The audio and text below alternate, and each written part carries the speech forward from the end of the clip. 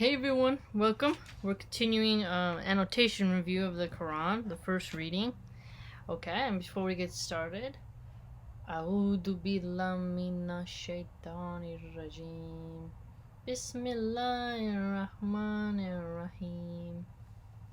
Alright, so on 142, did ye think that ye would enter heaven without Allah testing those of you who fought hard in His cause and remained steadfast? And then on 144, Muhammad is no more than an apostle. Then on 146, and Allah loves those who are firm and steadfast.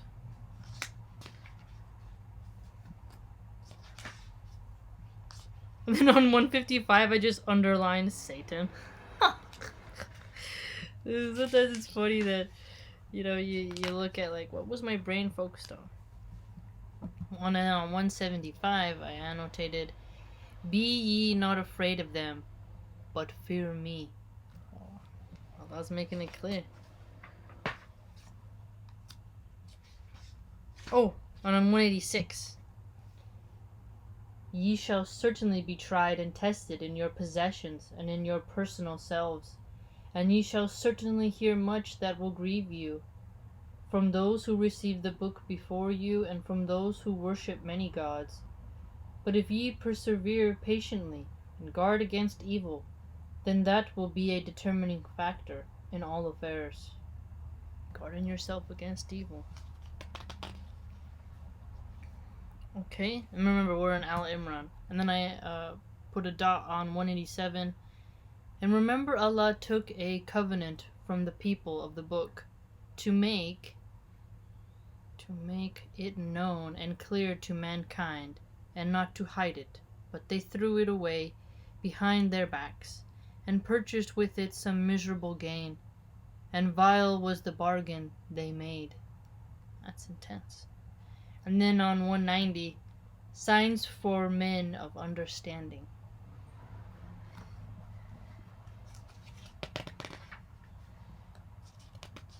And then on 195, and their Lord hath accepted of them, and answered them, never will I suffer to be lost the work of any of you.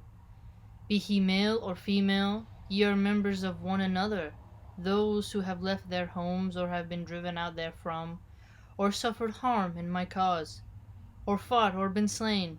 Verily I will blot out from them their iniquities, and admit them into gardens with rivers flowing beneath.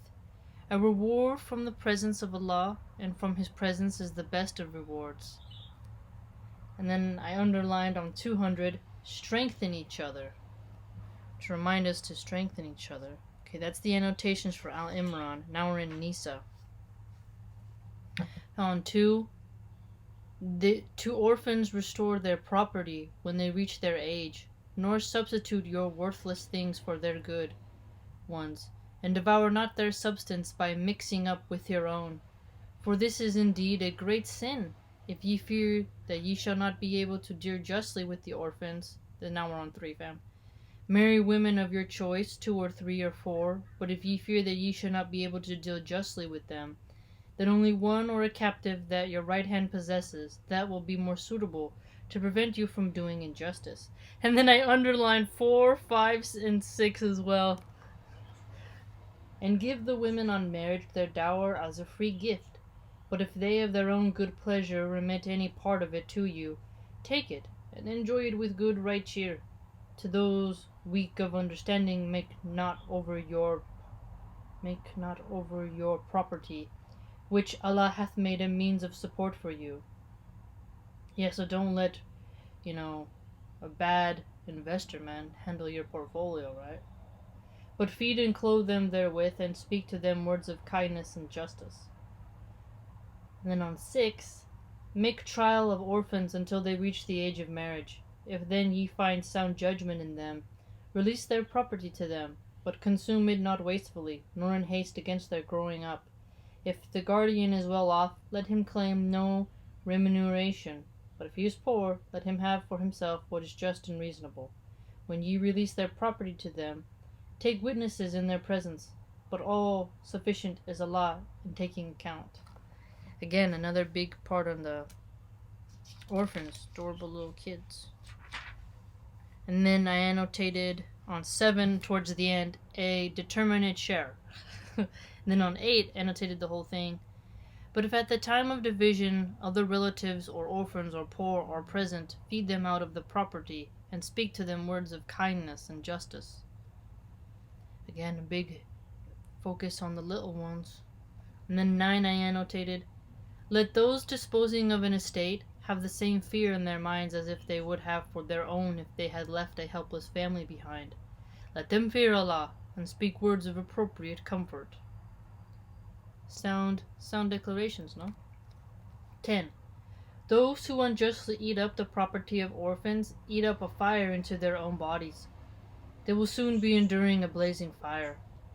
That really makes me think of all those charitable organizations that don't actually do what they say they're going to do with all the money. That's a big one, right? These people who collect all this money for cancer research or for something like that, they all keep it instead and buy things with it. That's very sad to me. 11. I annotated it as well. Yes, the whole thing. Allah thus directs you as regards your children's inheritance. To the male, a portion equal to that of 2 females. If only daughters, 2 or more, their share is 2/3 of the inheritance. If only one, her share is a half, for parents, a 6th share of the inheritance to each. If the deceased left children, if no children and the parents are the only heirs, the mother has a 1/3. If deceased left brothers or sisters, the mother has a 6th. The distribution in all cases is after the payment of legacies and debts. Ye know not whether your parents or your children are nearest to you in benefit. These are settled portions ordained by Allah, and Allah is all-knowing, all-wise. So inheritance and portioning out your will, essentially, if you die. And then I annotated also the entire 12. In what your wives leave, your share is a half. If they leave no child, but if they leave a child, ye get a 4th. After payment of legacies and debts, in what ye leave, their share is a 4th. If ye leave no child, but if ye leave a child, they get an 8th. After payment of legacies and debts, if the man or woman whose inheritance is in question has left neither ascendants nor descendants, but has left a brother or a sister, each one of the 2 gets a 6th. But if more than 2, they share in a 1/3, after payment of legacies and debts, so that no loss is caused to anyone. Thus is it ordained by Allah, and Allah is all-knowing and most forbearing. And then on 13, I just underlined humiliating punishment.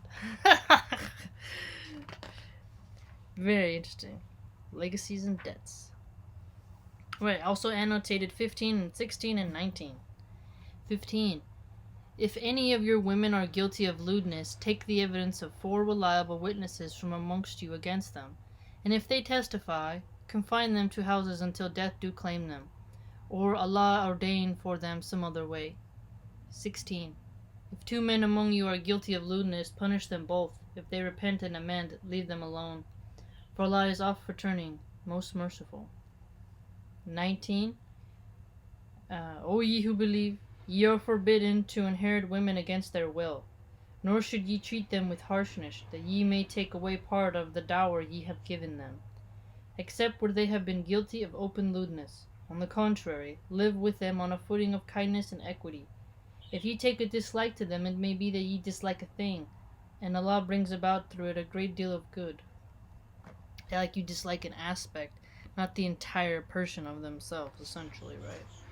That one was very interesting. Really gets you thinking, doesn't it? This whole section. But the women. Little orphans. Makes me sad. All those poor little kids, man. They need some help. Alright, fam. Boom. Hope you liked it. Hope you nerd out with me.